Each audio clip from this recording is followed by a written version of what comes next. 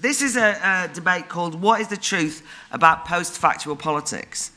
And you'll have started to hear that phrase, post-factual politics, particularly over the last 6 months, used to refer to certain phenomena. For example, the fact that Donald Trump has described fact-checking as an out-of-touch, elitist media thing. And somebody was making the point the other day that there's no point fact-checking Donald Trump's speeches because there's no facts in them, right?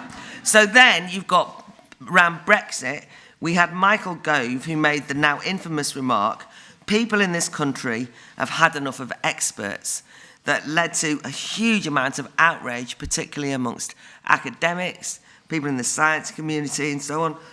It's sort of treated with some horror that even though the whole of the economic and the scientific and everybody, part of the establishment, lined up to tell people what was the evidence in relation to the best way to vote in relation to Brexit, 52% of the population ignored them. So this has led to a kind of existential discussion and crisis and all the rest of it around whether we live in a post-factual world where you can't trust, nobody trusts the facts, whether it's all over, people have become over-emotional and so on. We want to dig in a bit deeper than that. That's the kind of headline bit, right? What's really going on? What does it all mean? What kind of society do we live in? What's our relationship to evidence, experts, facts, and so on? And also, how might those people who have been experts in the past kind of relate to this kind of new world? They all get, 5 to 7 minutes each, I think, or 5 or 6 minutes each. I'll introduce them in the order in which they speak, but then it's a public conversation for those of you who have not been before. Oh, and for those of you who are new today and don't know me, I should have said, I'm Claire Fox and I'm the director of the Institute of Ideas.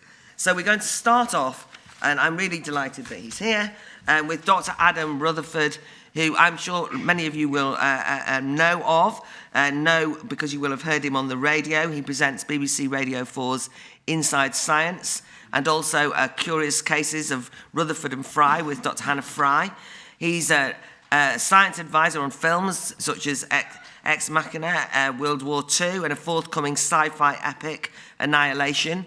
He's a geneticist, a writer, and his latest book is The Brief History of Everyone Who Ever Lived, the retelling of human history using genetics. The thing about Adam is that he and I argue over almost everything, but he's always interesting when we do it. So I was delighted that he agreed to speak. We then have Professor Frank Furedi, who's a sociologist and social commentator, author of books such as Invitation to Terror, Culture of Fear, Authority, A Sociological History, Power of Reading from Socrates to Twitter, and a new book, What's Happened to the University, which he's actually speaking on and about at the session this afternoon, and is a kind of regular speaker at the Battle of Ideas because we consider him to be one of our public intellectuals who most inspires our work. We then are going to have Josh Lowe, who covers politics in Westminster, Brussels, and across the continent for Newsweek. Newsweek Europe have been one of our media partners on this festival and have published a fantastic array of articles on their blog this week. Josh himself is particularly interested in immigration, asylum, and the far right, and was previously a digital editor at Prospect, who are also involved in the festival.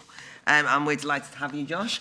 And then we've got Nina Modi, who is Professor of Neonatal Medicine, Imperial College London, a consultant at Chelsea and Westminster Hospital, President of the UK Royal College of Paediatrics and Child Health, has extensively published in original research peer-reviewed journals, author of chapters in textbooks, and a practicing clinician. And in many ways is kind of, could be one of the experts that's been so written off. But the reason why she's here is because she and I had a meeting and we ended up talking about this very phenomena, and we had such an interesting conversation. I thought, great, we'll get you on the panel. And so she's very famous and we're glad she's here. Right, so can we give them all a very warm welcome?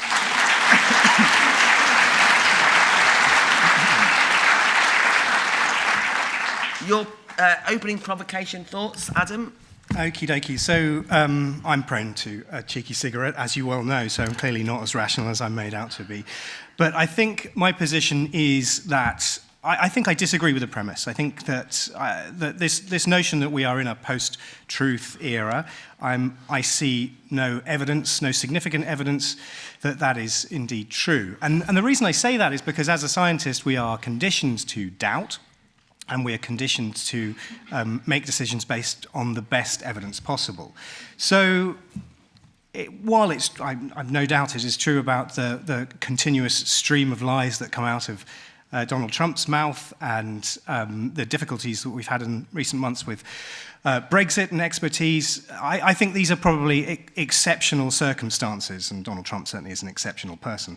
Michael Gove is an interesting character. He's clearly scientifically illiterate. In 2011, when he was asking for more expertise in science teaching, he said that children should be taught about Newton's laws of thermodynamics.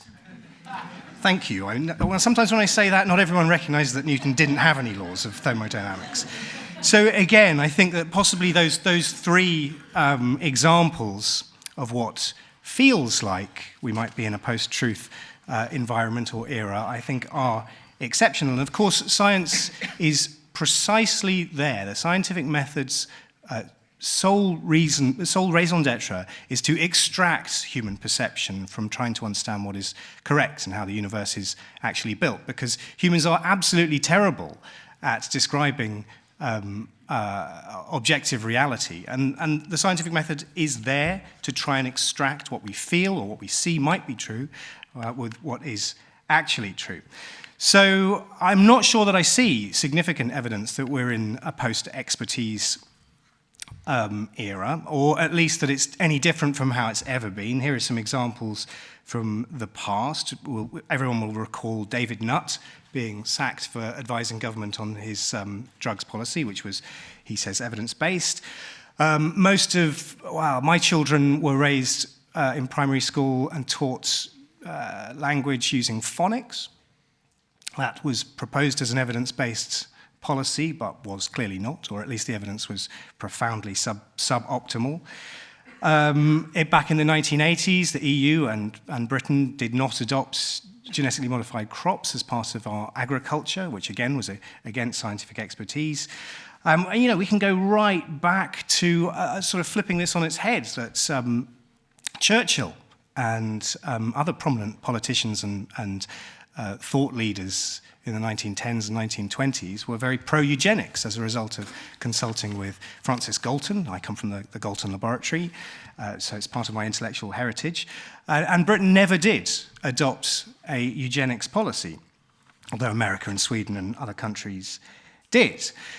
So science and politics are very different beasts. This is almost certainly apocryphal quote, but Eisenhower is said to have said, not of scientists, but of economists, that give me a one-armed economist so that he can't say, on the other hand. I'm not sure whether it's true, but it's a good joke anyway. So the scientific method is built on doubt, right? It is the cornerstone of how we understand what is correct, or what we think is correct, and science is only ever provisionally correct. So it's always subject to revision. Now, the best scientific theories are the ones that survive repeated attacks and repeated challenges. So, for example, Newtonian mechanics were correct from the time that Newton drew them up until the advent of quantum physics in the 1930s, 1920s, 1930s. But the frame of reference in which they remain correct is much more important when you're designing a rocket or designing a train, where quantum mechanics are not so important. We're fairly confident that Darwinian evolution by natural selection, is a law of science that will not be substantially revisited. It will never be significantly upturned. It is basically correct. And there are many other examples of that. Now, I think what I find interesting about this conversation is I think that the root of the problem with the types of issues that we're discussing in the setup here is that it comes to how we learn science and how we teach science at school, and that science is primarily taught as a bank of knowledge, a fact-based system, whereas most scientists will tell you that science is a way of knowing, right? It is a way of thinking. It is a way of extracting our own subjective experience from what we believe, how the universe works. So, you know, when I say things like that, you often people sometimes give counterexamples of heretical thinking in science. Now, I think that science is an inherently conservative way of knowing, and that in almost all cases, heretical thinking in science turn out to be extremely exceptional, or there by dint of self-promotion. So, my suggestion is that if we had a culture in which evidence-based thinking was inculcated from birth, early on in the process of education, that we teach evidence-based thinking rather than science as a bank of knowledge, then I think the hostility towards so-called expertise might be less so. And how am I doing for time? 1 minute. One more point. And so I think that if we could inculcate our culture, I'm not an evidence-based policy tub thumper. I think that there's plenty of decent evidence-based policy. I think there could be more, but I think we need to be honest about where we face the evidence and then decide that an ideology is going to be what we adopt. But those sorts of conversations need to happen in an informed way, where people understand the issues from a scientific point of view, and then society, the demos, makes the decisions about which policies we adopt. So to wrap up, this idea that if we, instead of teaching people what to think, we teach children how to think, then I imagine a future where people think less with their heart, which is an organ evolved to pump blood around your body, and more with their heads, which is where all thinking takes place. Thank you.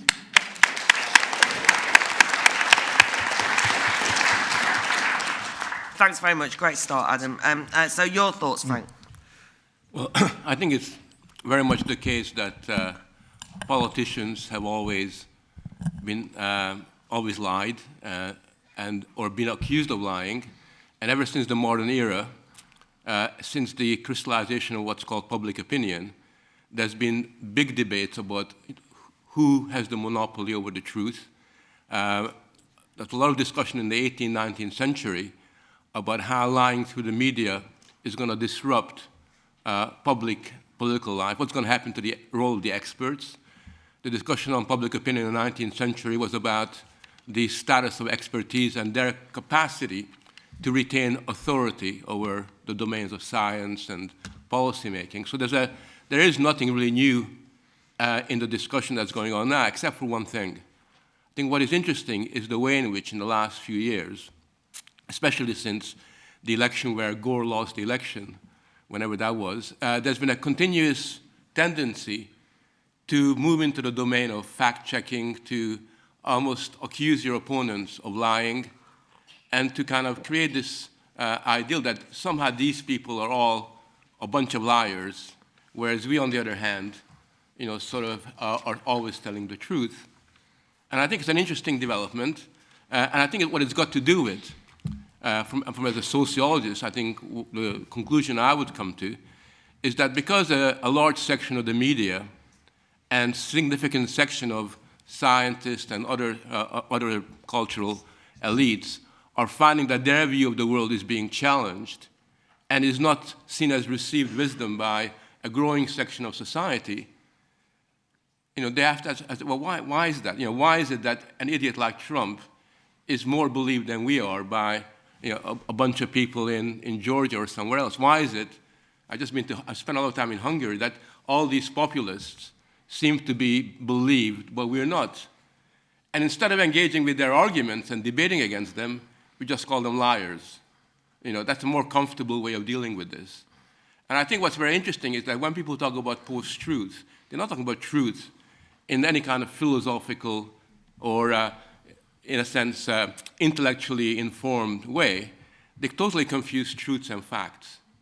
I mean, the two words are used interchangeably in the political vocabulary, very much ignoring the fact that facts are not truth, and truth is much more than facts and evidence.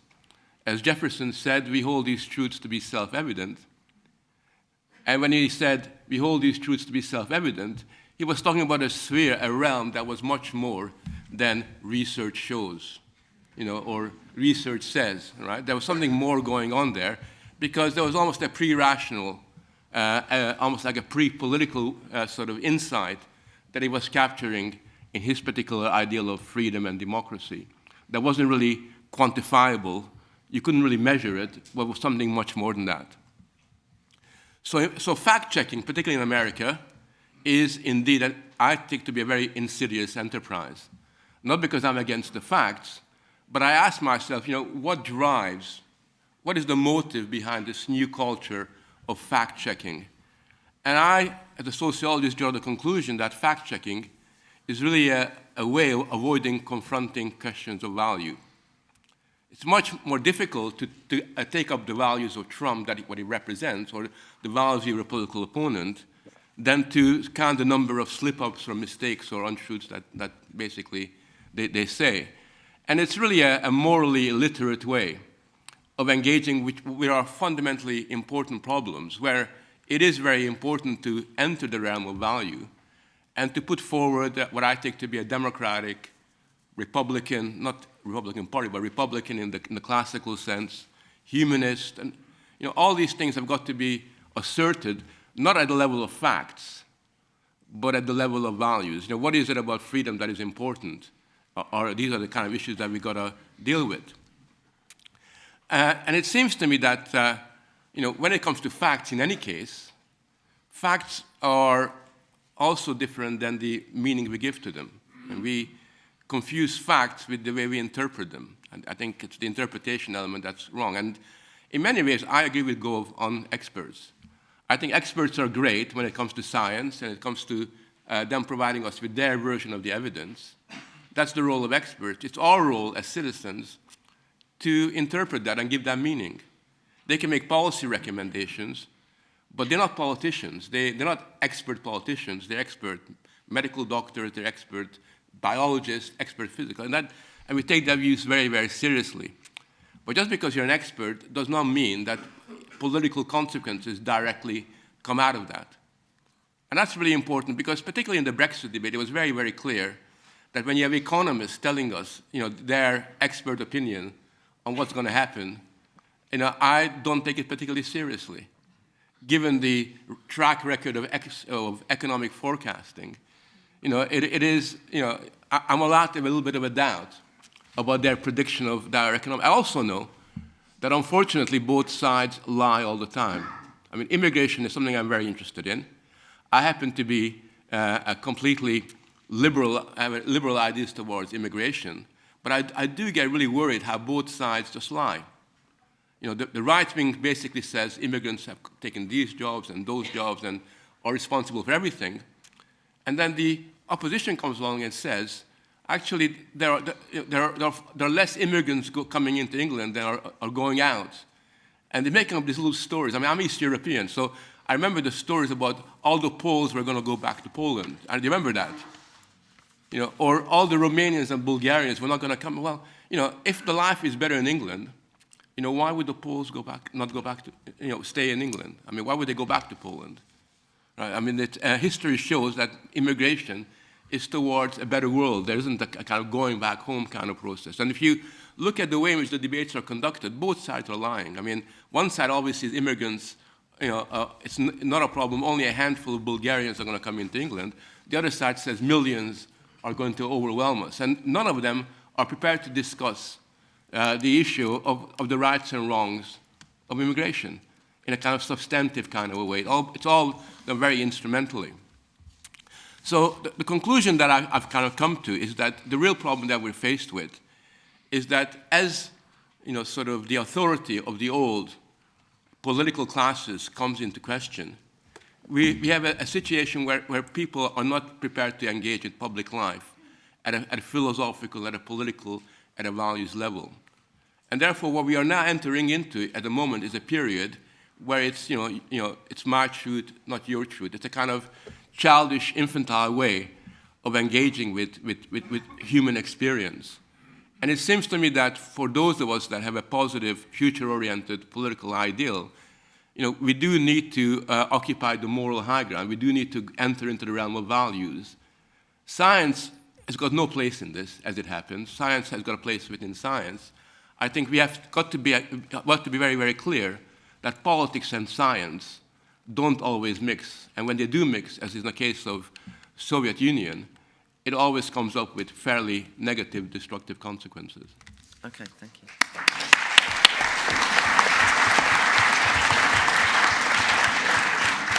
Okay, so some interesting counters there to the sort of premise and to just kind of explore later. But in the meantime, Nina, your thoughts, please. I'm delighted to be here. I must say I'm not quite sure how I come to be sharing a podium with three very charismatic and eminent and great media personalities and the equally charismatic Claire Fox, but nonetheless I'm delighted to be here. But my very fact of being here, I guess, is something that should give the tone to what I want to say. Is I'm a medical consultant. I happen to be working this weekend. And I remind you, and I'm only here because a very kind colleague agreed to come in and step in and cover for me for a few hours, which is why I'm disappointed that I'm not going to be able to spend the whole weekend with you. But the reason I give you this little anecdote is because I just want to remind you about a hashtag that some of you may have become familiar with over the last few months, which is I'm in work, Jeremy. Do you remember that one? So I am at work, and would have been had I not stepped aside for a few hours this weekend. And sadly, I'm not young enough to be a junior doctor. I'm a consultant. And you will, all of you, remember perhaps that some of the difficulties that we've seen in relation to the junior doctors' strike over the last few months is the statement that there aren't any consultants around at the weekend, and they don't work weekends. So I just want to put that out there to start off with. But let's get back to post-factualism. I think the term is a bit of a nonsense, actually. It's also a very unfortunate term because it's glorifying something that is therefore going to give it some life of its own, and it would be much better if it didn't have a life of its own and it didn't continue. The term itself, though, if we are going to use this term, has been defined as a culture in which debate is largely framed by emotion. That's the first point. And the second point is that it's also defined by a persistent refusal to accept the rebuttal of evidence, of factually incorrect statements that are being made, even though evidence is presented to rebut these. So there are two components to this term, post-factualism. And the reason I think the terms are nonsense is because we've always had these two elements in any sort of public discourse. We've always had appeals to the emotions, speaking from the heart, as Adam has put it. That's part of the human condition. We can never, ever get away with that. But perhaps what we've been able to do as a society down the ages is actually constrain this legitimate appeals to emotion side of argument into particular culturally acceptable arenas. And of course, the obvious example here is religion, because religion is fundamentally about belief, about emotion. It's not about logic, it's not about science, it's about what you believe. And we've always held in civilized societies that if people find comfort and solace in religion, that's absolutely fine. But it's only when religion starts to step out of its box and it starts to impose its will upon societies and cultures and behaviors that things go sadly wrong. So I think that one of the problems that we have with this use of the word post-factual politics is that we have allowed emotion to step out of the arena to which it rightly belongs. The other point, of course, is that I have to say, politics has always had its appeals to emotion, and this has been for both right and wrong. Let's take the founding of the National Health Service, which I consider to have been a very, very good thing indeed. That was pure ideology, really largely. Nye Bevan didn't go out and do a systematic review of the evidence to date and then decide to actually say he was going to found the National Health Service. It was based on a belief on what Frank has called a really deep-held view, and it was something that was supported by not everyone, sadly not the medics of the time, but a large swathe of society. So politics has always had appeals to emotion. It's termed ideology. Ideologies can sometimes be for good or bad. There are some pretty obvious examples of bad ideology. And of course, the genocides we've seen around the world are perhaps the most tragic and stark consequence of poor ideology driving human behaviors and the behaviors of governments and politicians. So I guess I'd say that the consequences that we're facing now is that this particular genie has been let out of the bottle because we're allowing this rampant appeals to emotion to hold sway in areas where it really shouldn't hold sway to the extent that it is. It's extraordinary that what we're seeing in the United States at the moment, but equally in our smaller island, it's extraordinary what we've seen in recent times too. Let me give you some sound bites to emphasize that. The NHS is safe in our hands. Mr. Hunt is not imposing, this is the junior doctor contract. He never was imposing it. He never meant to suggest he was imposing it. He claims no one ever thought he was. And yet, so that's the ruling of a court of law. And yet, there is on record in a multiple number of venues and multiple debates and pronouncements, actually absolutely the opposite of that. So it seems very strange to me, very, very strange indeed, that we don't recognise the harm that can come from acceptance of so-called post-factual politics. We wouldn't have had Brexit probably, we wouldn't have had the war in Iraq, we wouldn't have had a misogynist coming within a stone's throw of the White House. A whole heap of bad things would not have happened had we not let this particular genie out of the bottle.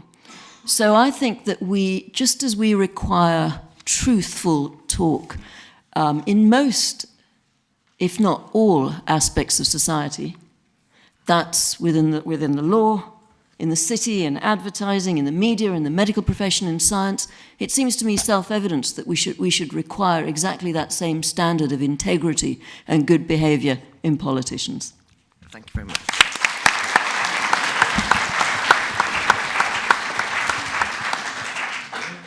See, that's why you're on the panel, because you're really interested. That was the point. Thank you. That was really threw up a lot of the issues that I know are kind of at the heart of this discussion, so I enjoyed that. Thank you. Josh, your thoughts?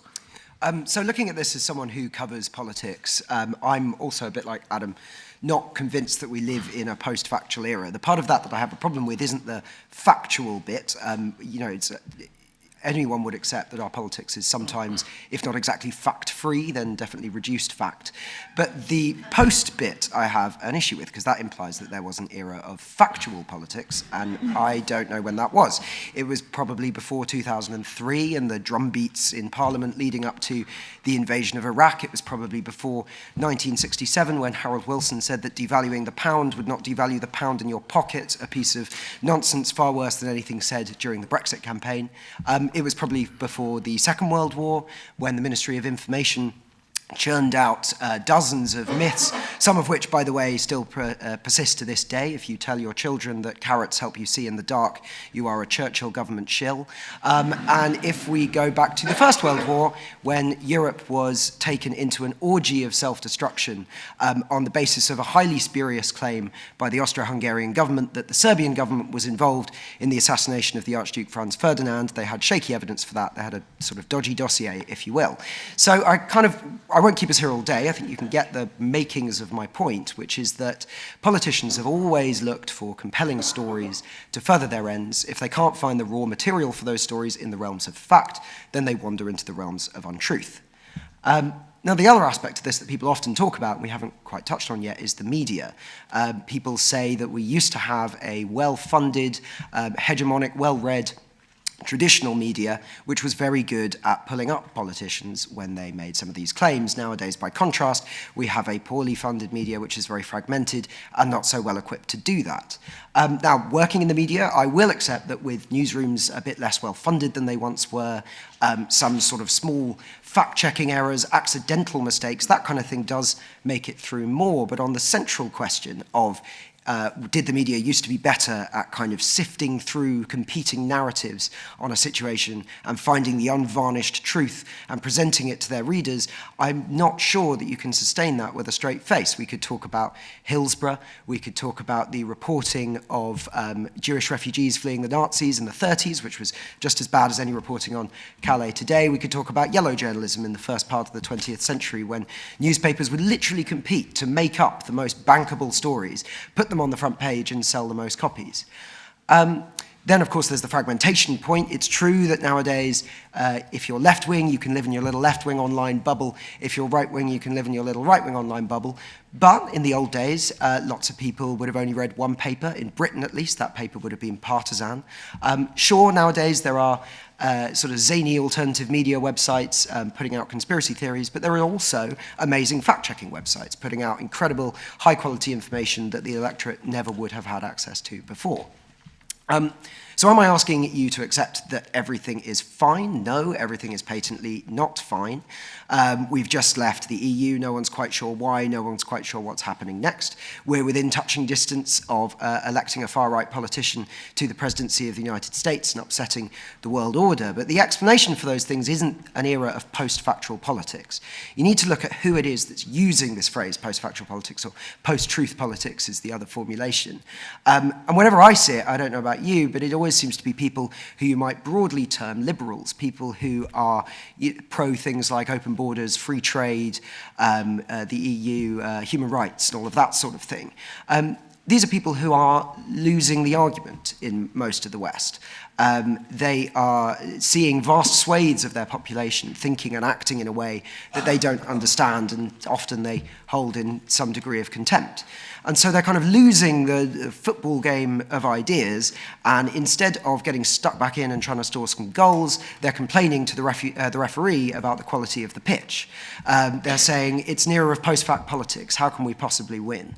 And what I'd say to those people is that politics has never been about just facts. Politics is about taking facts, spinning them into compelling stories about the way that society works and power is structured to try and get people over to your side. If you look at the Brexit debate, neither side had a monopoly on fact or fiction. Both sides told colossal fibs, and both sides had some truthful points to make. And the one that won was simply the one that told the most compelling stories. So I guess I would say to people using the phrase post-truth politics, the issue is maybe we need to kind of stop whining and get stuck back into the title of this festival, the Battle of Ideas, as it were. Thank you.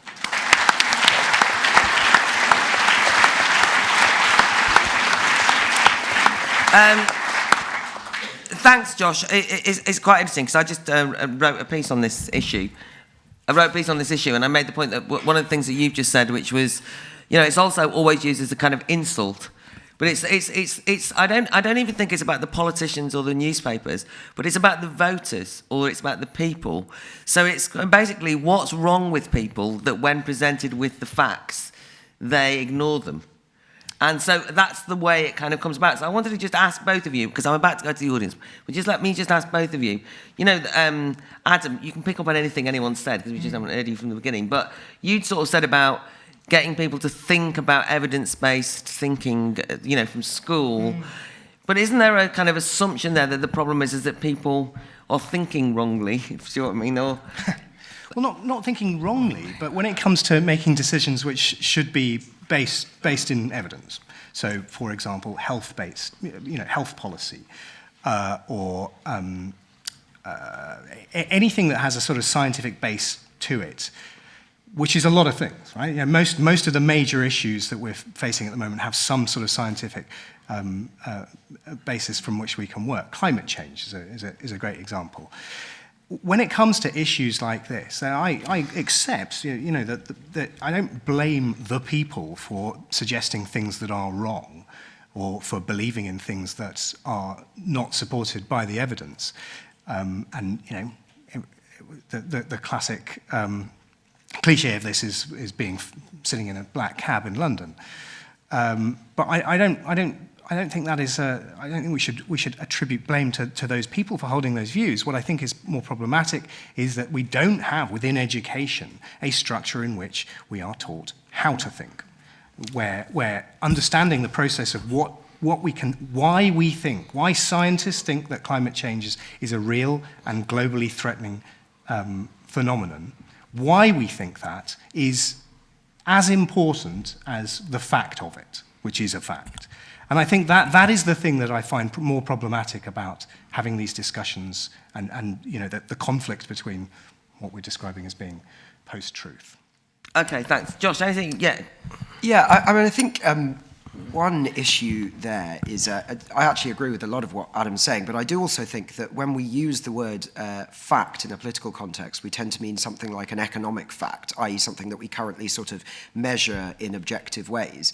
And there are other things that motivate voters that we currently don't measure in objective ways, things like people's attitudes towards immigration. We measure that with kind of opinion polling, but it's an inexact science. And so the Brexit vote, which was sort of probably largely driven by immigration, that's people acting on feelings that they have, which for them may as well be facts, which we sort of don't measure and don't understand, and therefore are quite ill-equipped to address. So I think it is, it would be good that if people were able to view the areas of policy that are kind of based on evidence with a better way of looking at the evidence. But there are also other factors in the way that people vote, which sort of we don't see as facts in the same way. Very briefly, there is a media component to this, which Josh raised, and it's something that, so I am a presenter on the BBC, although not staff at the BBC, and it is a subject that, in scientific terms, has been very important in the last few years.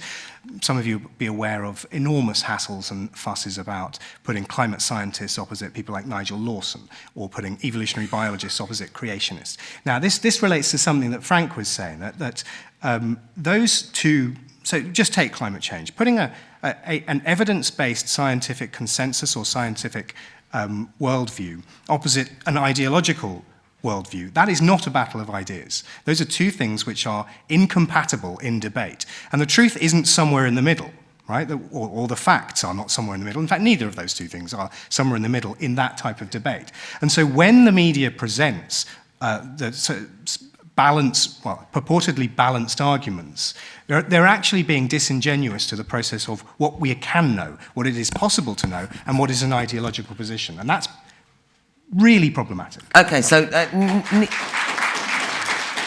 and Fran both want to come back, so I was going to ask you a question, but just say whatever you want to say. Yeah. Well, very quickly, I just wanted to follow on from a point that Adam made, which is to say that I absolutely agree that it's not about the nature of the fact that's, I think, the real issue, but it is about starting very early with the very young, about training the mind to think logically.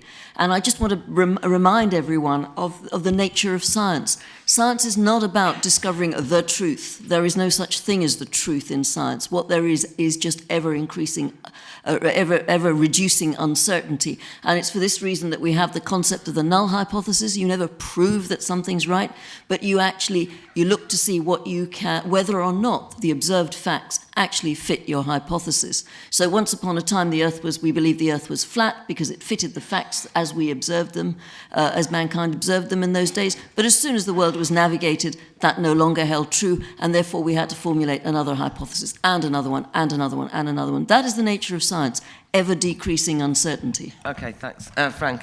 Yeah, I think there's a danger of a double standard being introduced, which goes like this. The people are very emotional, and they kind of sort of are driven by all kinds of surreal, supernatural kind of phenomenon. Us scientists are cold and rational. We are devoid of any emotion. And the problem then becomes the people. And also we have these debates where there's a mismatch between these idiots who are driven by witchcraft and us who are on the cutting edge of science. I mean, that's the way it's kind of posed. In the real world, it's actually very different. I mean, scientists lie as much as politicians do. And if you go through the number of times, sort of scientists acknowledge that they said, that pregnant women mustn't drink any alcohol at all. But in their case, it's a noble lie, because they know that if they allowed pregnant women to have half a glass of wine, then they would abuse it and, become alcoholics. I mean, if you look at the number of times, we have noble lies, sort of, and they have ignoble lies. I mean, that's the kind of counterposition that you have. But I think there's also something much more fundamental, which is basically, scientists are not devoid of groupthink. Despite peer reviews and everything else, there are certain kind of ways of looking at things some of it which is very good, but some of it which is also kind of problematic. And I think that what is really forgotten in a lot of these debates is that at the end of the day, it doesn't really matter what a scientist says about climate change, because we can all accept the facts of the science, absolutely unquestioned, but still draw very different conclusions as to what should be done about it. Same thing with genetically modified food. All these things, we can accept what the science says, but we move into the realm of meaning. And when you move into the realm of meaning, I think the masses, as Machiavelli said, the masses are on balance, have more wisdom than the odd individuals who have this privileged authority that they kind of established. Because when push comes to shove, in a democratic society, we have got to make those decisions. And just by the way, on emotion. I mean, the emotion isn't just in politics. I mean, we celebrate emotion everywhere. But when it's the emotion of the victim, when it's the emotion that kind of psychologists celebrate, that's all right there. But when it's the emotion of the populace, it all of a sudden becomes a bad emotion.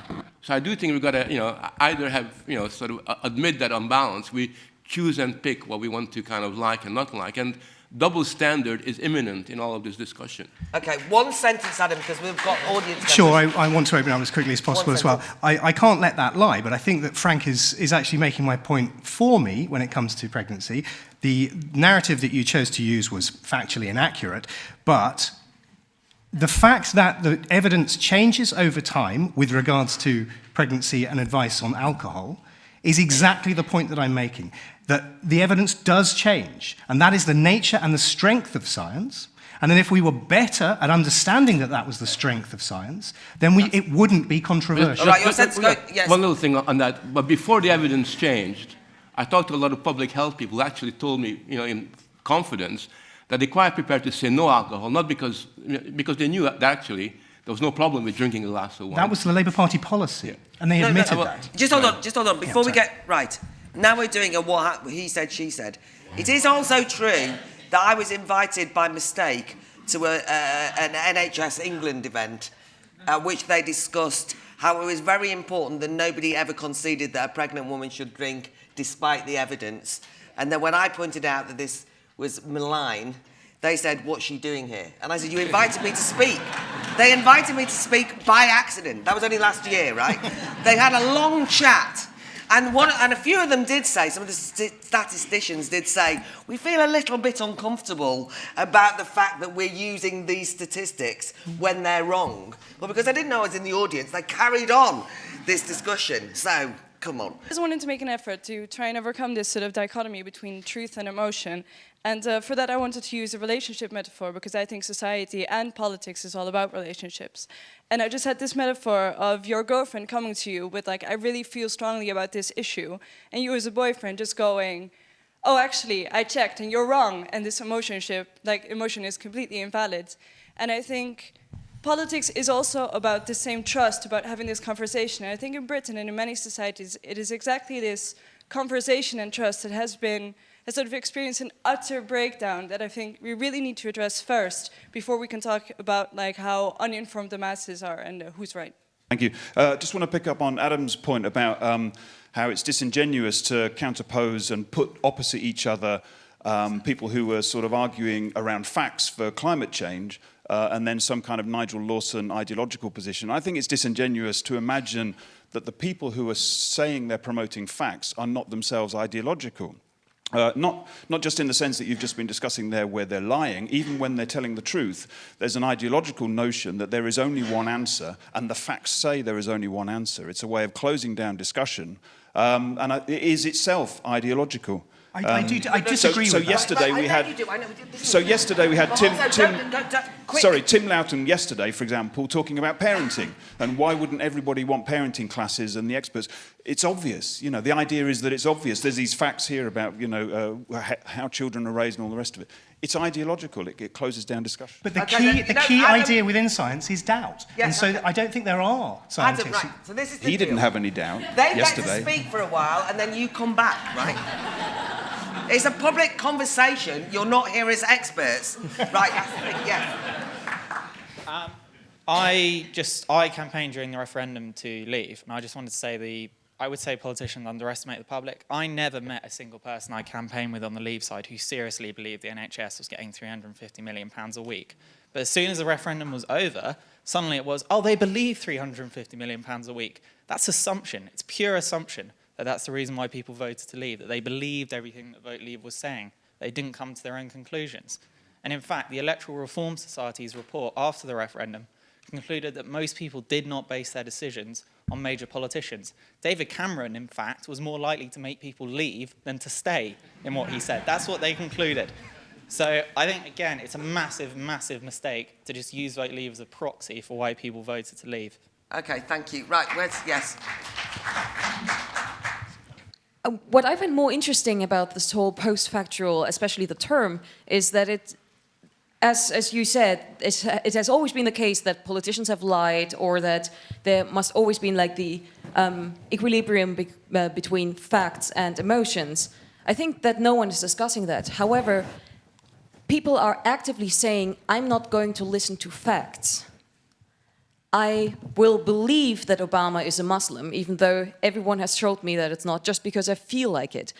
And that's something that surprises me more in this discussion, like how people suddenly treat these two ways of thinking, or like coming to the values and truth that make society.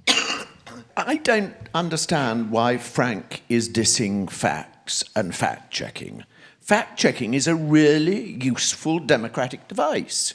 How can you diss it just like that? How can you imagine that people come to beliefs about values in ordinary debate, not non-religious debate, without making observations, without ever reading a book, without thinking about a single statistic? Of course they're related. And if you have one politician who in the course of an hour-long debate commits an astonishing, jaw-dropping number of factual lies, this is somebody who has a whole team briefing him, so this isn't a peasant getting it wrong. Huh? How can you possibly say that the two things are unrelated, and in that sort of magic Govian way? It seems silly to me. Then there's a question. There is a question, which is this. This is Peter York, by the way. In case what you haven't met him about... before. You talk blithely about there being a long history of, non-fact politics, as if it wasn't getting any worse and didn't have the capability of getting worse. I'd ask you to think about media funding, because it's very important, media ownership. Today, AT&T is going to own Time Warner. All that stuff. And then the third thing, think about the contents of that amazing book, Dark Money, by Jane Mayer, which explains, beneath the level of mainstream media, what has been done for 30 years to change the balance of the conversation about a whole range of ideas, including climate change. Is that fact-based? And they're the people, incidentally, who do the Obama is a Muslim stuff. First of all, I would like to see if any of you would be interested in elaborating about the role of social media in post-factual politics and citizen journalism, because I think it's really important. You know, some of the things that politicians said, then they spread really quickly on Twitter, and people share, and then really not factual things get spread. Drawing from George's point about living in the ideological bubble, I think people can give facts about a lot of things, and you can justify a lot of different views through different facts, and facts can be twisted all the time. So I actually think that ideology and believing in whether you're a socialist or whatever, it has to do with a lot of belief, this sort of emotion, based thing. So I think the most important thing about battling post-factual time, if it exists, is basically being able to look at all the facts, not just the ones that justify your own point of view. And I think that most of the time, when you are trying to look for facts, you are looking for facts that will validate your argument, instead of actually trying to see what other arguments are out there. And I think that's the real issue with this. I work in the cognitive sciences, and I find it's kind of quite ironic that over the last 20 years, we've been told that what we really need is more emotions and more feelings and reasoning. And you've come across emotional intelligence and all of these things, and it's been a huge move. And then suddenly, it seems that we've got this new, post-factual, and people have really drawn attention to it here, kind of emotional politics, which we're now terrified of. So there does seem to be some strange disjuncture here. But the thing I really wanted to say is in the American presidential debates, I mean, Hillary is it's the tangerine versus the robot. Hillary has kind of come across as continually saying, check the facts, check the facts, check the facts, and never seeming to want to enter a discussion about values, rather as Frank was sort of pointing to. And it does seem that she's almost been told to do this. If she gets into a values discussion, she looks bad. And so there does seem to be a real problem here, that there's a kind of sense that we can't actually even communicate about values with those people out here. And that's a real problem, I think. Just as a secondary school teacher, I'm really interested to pick up on your point, Adam and Nina, about how we should be teaching children how to think as opposed to what is right and wrong. So if you could come back to that in a minute, that'd be great. Awareness raising I always finds interesting because it's experts that seem to want to make us aware, but they don't make us aware by just telling us something once. They seem to make us aware by telling us 1,000 times, which doesn't seem very logical to me. I wanted to come back on Adam in terms of his relationship with taxi drivers. I almost would rather that you started shouting at the taxi driver than just forgiving him for he knows not what he thinks, which seems a rather patronizing way to approach engaging with the public. This would be my scientific experiment for this weekend, would be to look at which speakers didn't turn up. And I bet you that the speakers that didn't turn up were the experts, the sort of policy wonks, technocrats, not the politicians and other people, but those type of experts, because they don't really want to have a public debate. They've got a very negative approach to the public, and they don't want to be challenged. And they often, occasionally, in a few sessions I've been to, they're the ones that don't actually turn up, which seems to be a very anti-rational approach to the public, which seems to be part of what being an expert is today. Although, to be fair, there is a lot of illness going around. And to be secondly fair, not that many people haven't turned up. It's just that a number of them that didn't were on his panel. So that's why. So I don't know that we can draw a kind of thesis from that point. Anyway, yes. People do like to read things that validate their own opinions, but they also like to go and find things that challenge them. We have created, using digital media and hyper-personalization, a world where it becomes difficult to find things that challenge you, and therefore people can give in to the idea that they can just accept things, read things that they like to read. And there are financial incentives to do that, and there are market structures that are doing this more and more. So I wonder what the panel think about that as potentially causing this situation if it exists. Okay, thanks. Right, quick whiz along the panel. Josh. So there's been various points made about social media at that point just there, and also another point about that a lady made up there about people sort of willfully ignoring facts. I think that what social media has done has just meant that we are able now to see the kind of mad, irrational conversations that people have and have always had. Before we had Twitter, there was a social medium called The Bloke in the Pub who disseminated lies that would turn Donald Trump's hair white. And I think that also it is possible to find things that disagree with you. Yes, sure, behaviourally we might be discouraged from doing it, but it is actually in some ways easier. The other thing I wanted to respond to is a lady down here talking about the kind of two-way relationship with the public that politicians need to have. This is a real problem, and it's part of what I was talking about. You see it in Jeremy Corbyn's Labour and the Remain campaign would be two examples I'd cite recently. People who are just not willing to see the writing on the wall and listen to what thousands of voters are telling them and adapt their views accordingly. And if they were more willing to kind of engage in the sort of values debate that we've talked about here and less obsess over whether everything is exactly correct or not, they might be slightly better at that. Okay, thanks. Adam. Okay, so first, in reverse order, the taxi driver thing. I'll engage with the taxi driver depending on my mood. It was quite late at night, and he said the line, when it comes to Clinton and Trump, they're as bad as each other, aren't they? Which I don't think is true. One of them is a misogynist and a psychopath, and the other one is an eminently qualified politician who you may or may not like. So I didn't engage in that situation because it was 1 o'clock in the morning. However, I do. I think I think this is why things like this are so important. I don't want to say what is right. There is a way of presenting scientific evidence in a informed way in which the idea should win. That's what I was trying to say at the beginning, that ideologically is a position one can take. But as long as we're honest about that, So that was one. Quickly on climate change, science is done by people, right? That is part of the scientific process. Even though I said that the whole point of the scientific method is to extract people from understanding how stuff works. When it comes to climate change, which was your specific example, I don't think there is an ideology.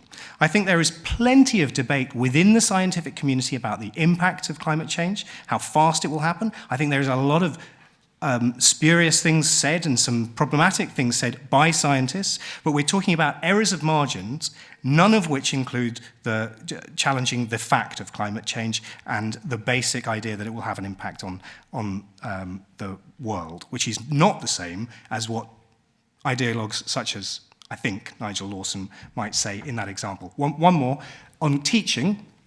I also teach in a secondary school, and we can talk about this further at a later date.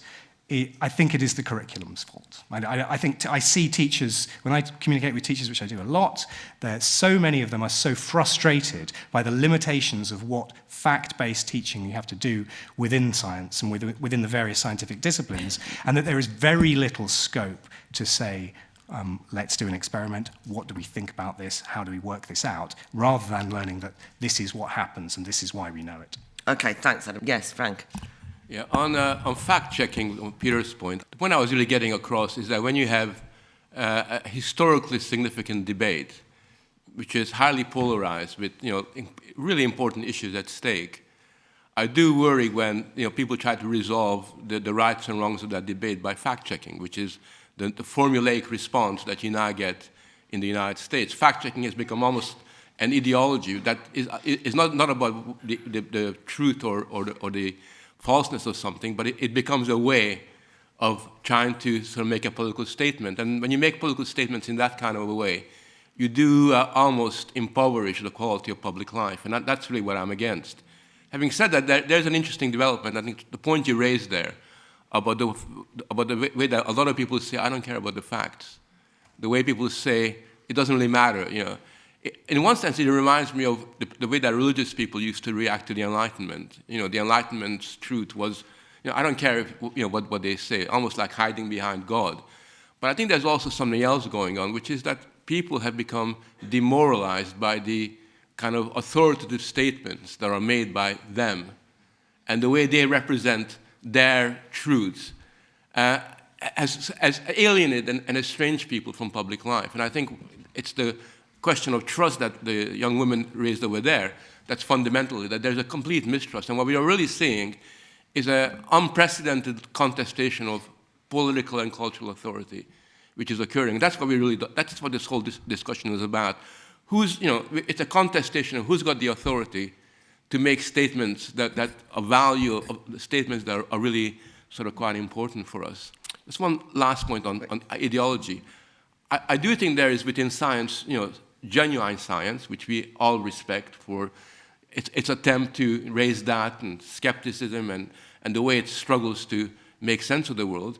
But there's also a phenomenon which is ideological, which is, in my discipline, we call it scientism. And what scientism is the inappropriate use of science in domain where it's got no place. So I'm very much interested in child rearing, and there's this new breed of parenting experts. Well, the parenting experts, when I first met them, I went to Glasgow, turned out to be a bunch of nuns who never raised children. They had very strong views about the right way of bringing kids up. I don't know who made them parenting experts.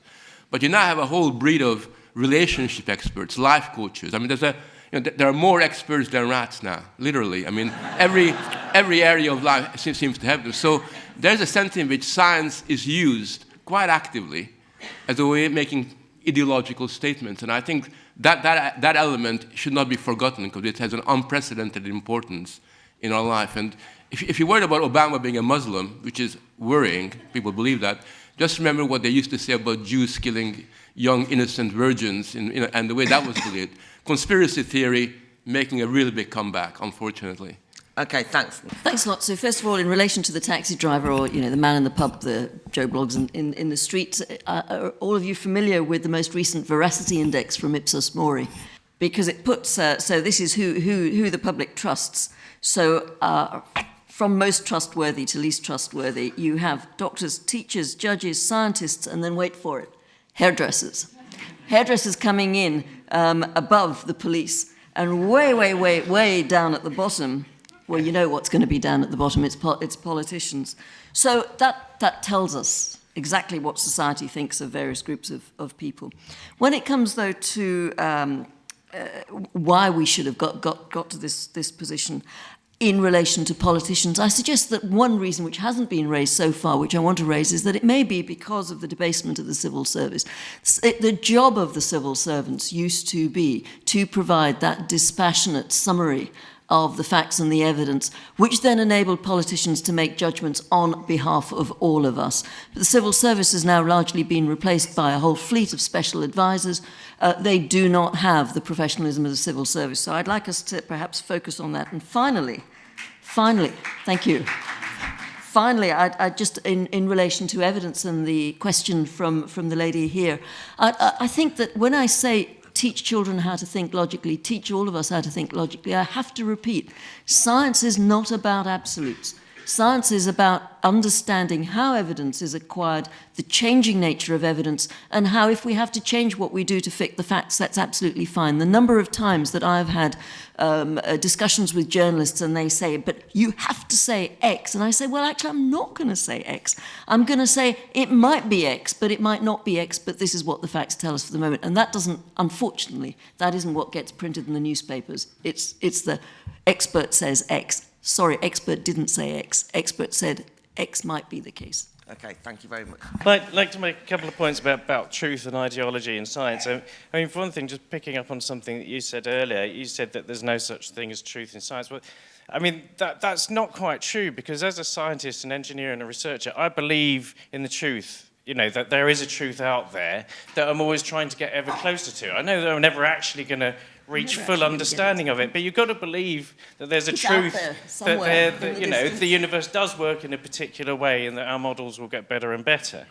And I mean, I also believe that there are truths in politics and there are truths about human nature and these things as well. And if we don't, well then what's the point of having debates about things or, you know, searching for those things?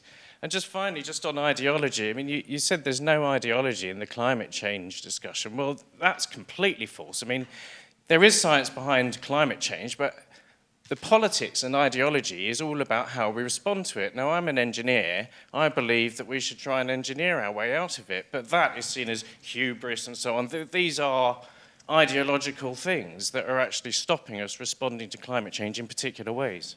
Yeah, I had a couple of really interesting conversations yesterday with a 22-year-old police officer who it was absolutely fascinating to talk to him, because he was very enthusiastic about his job and was highly intelligent, but what he was really not very interested in was enforcing the law, because he didn't think that was worth doing, because that resulted in prisons, costly prison solutions to problems, and they actually don't work anyway. So what he'd been trained in over a couple of days training course was child development. And so he's now being tasked in the West Midlands with going into families preemptively and trying to identify problems of development in children. And I thought it was news to me, and I thought I knew about this stuff, that this is what's going on. So he thought that he could step outside his actual area of knowledge and judgment and become, in the course of a couple of days, an expert who could identify problems of child development in a child in a family. And so why are we all encouraged to step outside our actual basis for knowledge and judgment into another one that becomes incredibly trivial and shallow and actually very dangerous in a situation like that, I would say? I would like to pick up two Frank's points. You said that some scientists lie, and you also said that politics and science doesn't mix. And you reinforced your claim by making an example of Soviet Union. But I'm very sorry, I think you confuse scientists with frauds. Frauds like Lysenko, who was you know. And one last thing, I also would like to introduce David Hume in the conversation, who made a clear separation between facts and values.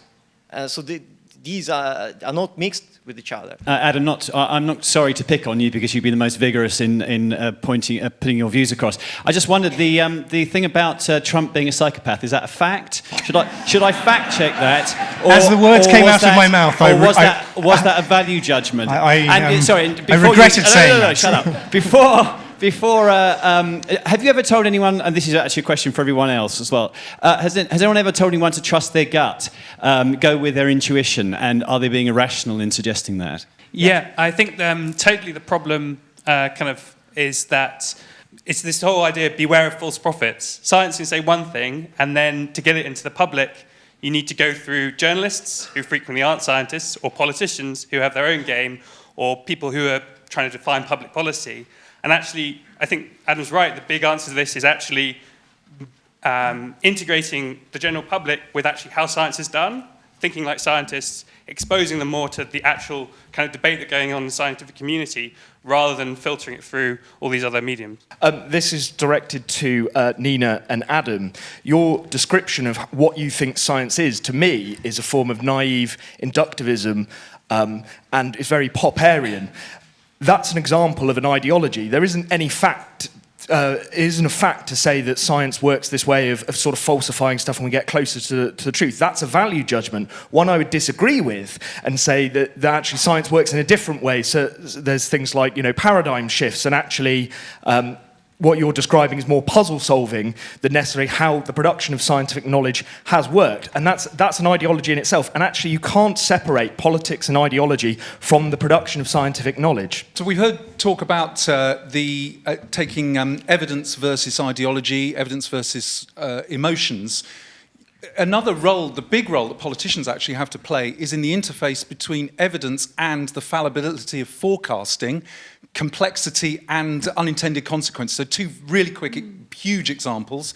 Every life that you save through an advancement in scientific medicine contributes to the overpopulation of a world and its potential destruction.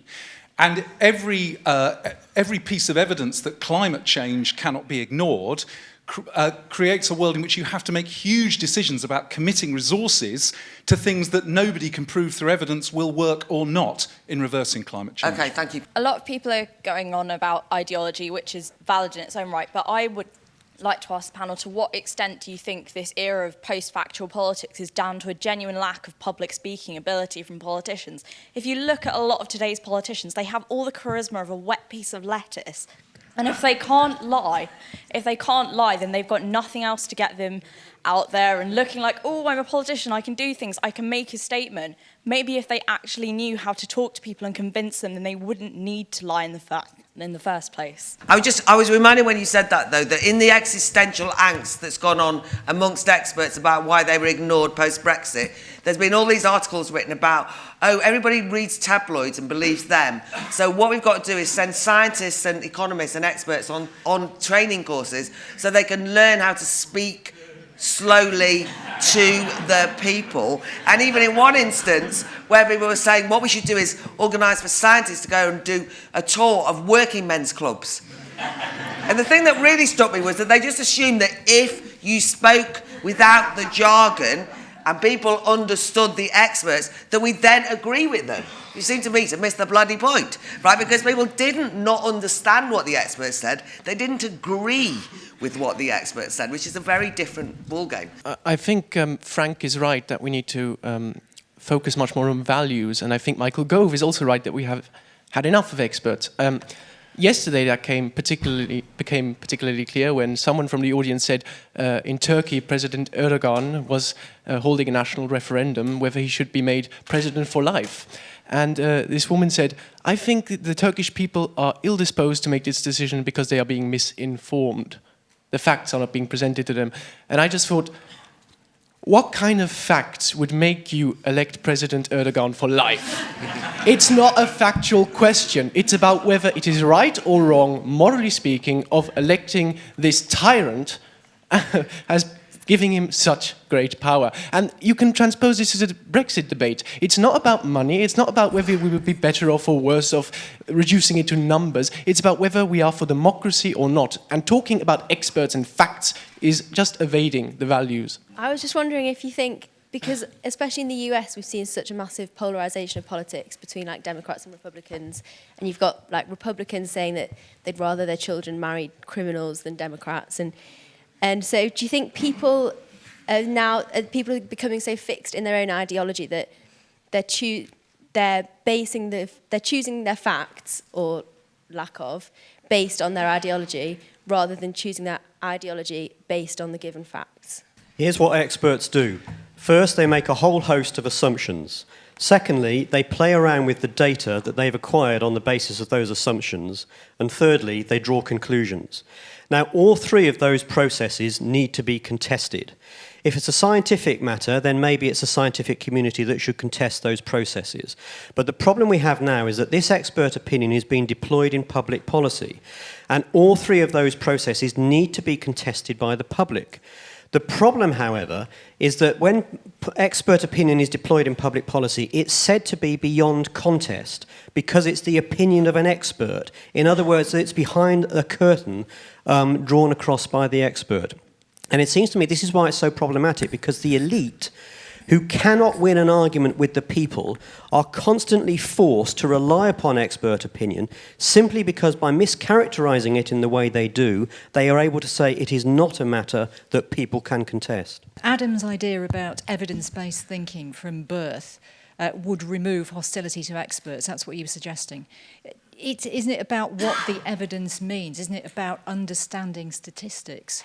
And is that being taught enough? Do children understand how to make decisions according to evidence? I'd just like to contribute a concrete example of a policy decision where I think the facts are relevant to that decision. So in recent times, we've had this idea that we should tax soft drinks.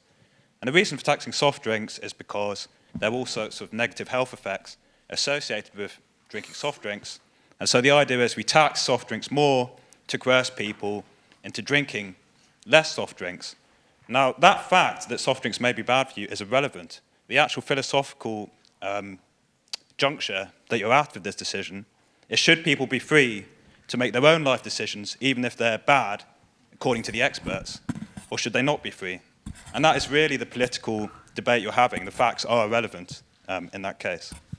Okay, thank you very much indeed. That was very useful. Yes. I just wanted to ask a question about whether fact-checking actually begins to unravel science, because one thing that struck me yesterday, and I was being attacked most of the day by the millenniums, as I'm an old person, but suddenly there was a question of the pill that I know that I took when I was younger, and obviously in the area of childcare and periods and all those sorts of things, there's been questioning about Tampax and lots of things that have been progressive seem to be through fact-checking being questioned now, and I just wondered if fact-checking can actually be a very negative unravelling thing. Right, so in reverse order, can we have Josh, your final thought, please? So there was a point made up there about maybe if politicians were better public speakers, they wouldn't need to rely on lies. The best public speaker I've ever spent time with is Nigel Farage. I spent a very interesting day on his Brexit battle bus before the referendum. He is a remarkable communicator. People come up to him, half of them scream, fuck off, the other half shake his hand, and he deals with both of them fantastically. But to bring that round to another point that was made down here about, is there any such thing as truth? And other people have talked about, are there, can evidence actually exist that is impartial? I believe there is such a thing as truth. There is evidence that can exist that is impartial. And that's why it is imperative that politicians who care about those kinds of things learn the sorts of skills, or ones are found who have the sorts of skills that people like Nigel Farage have. Okay, thank you very much. Nina. Oh, right. Thank you. So 4 quick final points then. The first comment in relation to free choice. Let me just remind the audience that children and babies don't have free choice. They are very vulnerable to what adults do around them. So when we couch arguments in saying, it's free choice for us to smoke ourselves, sorry, Claire, drink ourselves or eat ourselves to death, actually that doesn't hold good for little children. And so bear that in mind when you're talking about free choice, please. The second is, let's not confuse technology with science. Yep, if we've got a problem, we want to put man on the moon or whatever, we have a problem, let's solve that problem. technology can help us solve that problem. That's different from science, which is, I agree with you, somewhere out in the infinite distance there is truth. We will never get to it. But science constantly strives to reduce the uncertainties that are before us.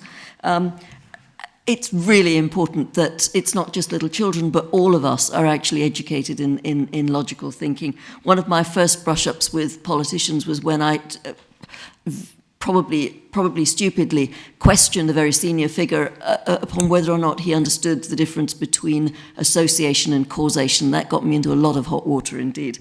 And then the final point I'd make, which is someone I think in the middle here made a point about technology and scientists saving lives. Let me just say as a medic that our job is not only about saving lives, but it's also about helping people have good deaths.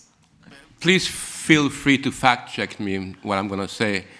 I think a very good example of what we're discussing about the inappropriate use of science, or when science becomes ideology, is the way that neuroscience today seems to be able to explain everything that goes on in the world. So one morning I wake up, I'm told that the reason why you're a conservative is because this bit of your brain, sort of is kind of out of line with that bit of your brain.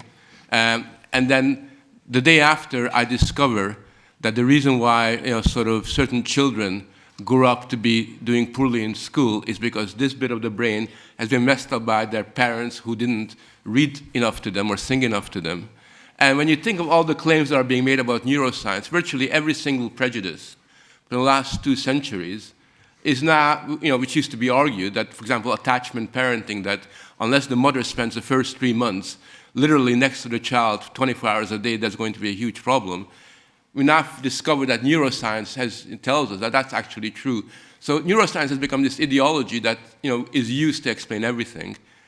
I think that if I was a genuine scientist who want to take a step back and ask how is it that all of a sudden every dimension of human experience can now be explained by how our brain works, which bit of our brain and everything else. What has happened, And I don't think you need a PhD in skepticism to actually understand that something bizarre is going on. The one thing I want you to think about is double standards. Right? The double standard, I think a double standard is when you worship emotional intelligence, when we tell children in school that we have to change the curriculum and make it more therapeutic, and we have to make them more, validate them by various emotionally oriented discourses, and then at the same time criticize the electorate for being emotional. You got this kind of real interesting phenomena. So basically what we're saying, that kind of emotionalism is okay, but this kind of emotionalism is really bad. And I do think that when you scratch the surface, there are too many double standards going on there. And I'd far rather we just took ourselves a little bit more seriously and argued our case, sort of come what may. I am a Popperian broadly, although I dislike the label, but I don't think that paradigm shift exists, and I think that Thomas Kuhn was singularly the worst thing to happen to the philosophy of science in the last 100 years. That's one. There is ideology in climate change, absolutely, and I didn't mean to imply that there wasn't, but I was trying to talk more about the facts, the data as it stands. I also think that geoengineering is probably our best hope, but that's a different discussion. I regret saying psychopath. As the word came out of my mouth, I thought that's not the right word to use, but it's probably true.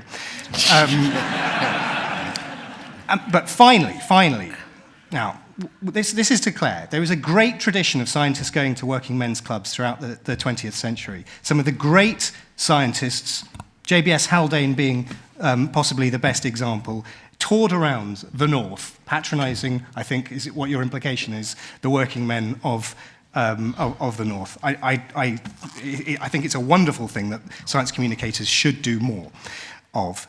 And that relates to my main criticism of this discussion, which is directed towards Frank, which is that, as so often is the case in sociology, if you decide what is true before you have the argument, then we're not talking about the same sport here at all.